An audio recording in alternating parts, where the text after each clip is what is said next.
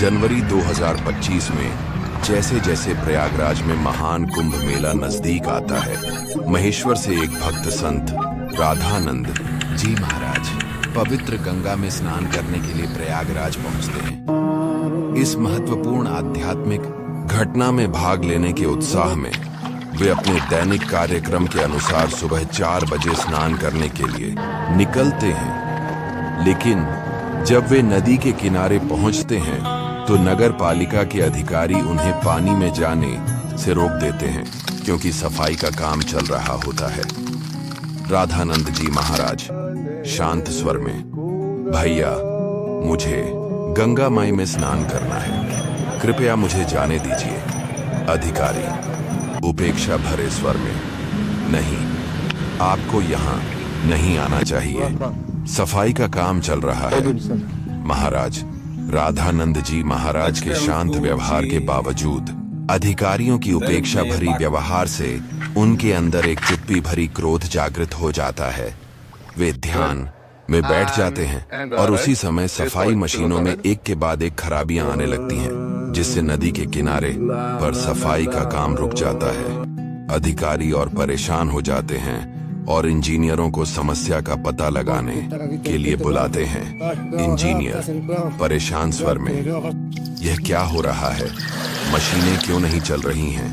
महाराज इस बीच राधानंद जी महाराज अविचलित बैठे रहते हैं, धैर्य और दृढ़ता का प्रतीक बने हुए।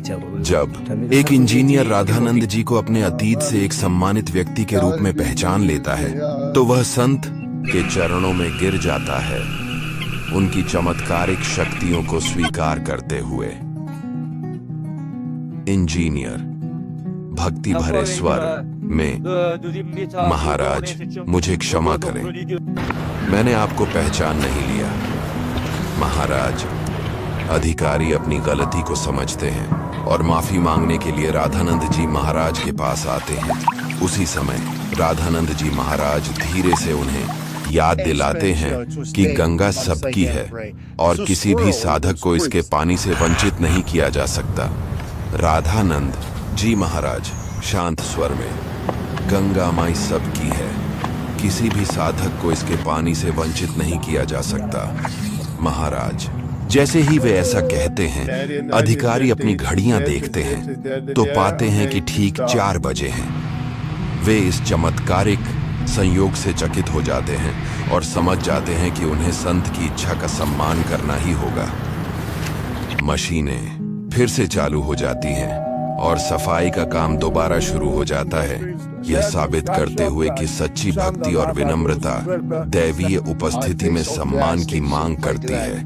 अधिकारी विनम्र स्वर में, महाराज हमारी गलती हुई, कृपया हमें क्षमा करें और गंगा माई में स्नान करें। महाराज राधानंद जी महाराज मुस्कुराते हुए गंगा में स्नान करने चले जाते हैं और सब कुछ फिर से सामान्य हो जाता है।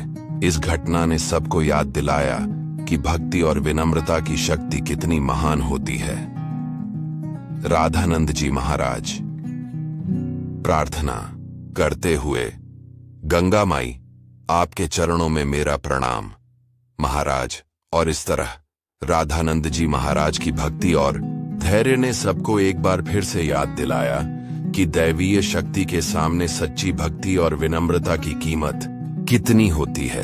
अंत में धीरे धीरे गंगा की लहरों की आवाज और मंदिर की घंटियों की आवाज सुनाई देती है, जो शांति और भक्ति का प्रतीक है।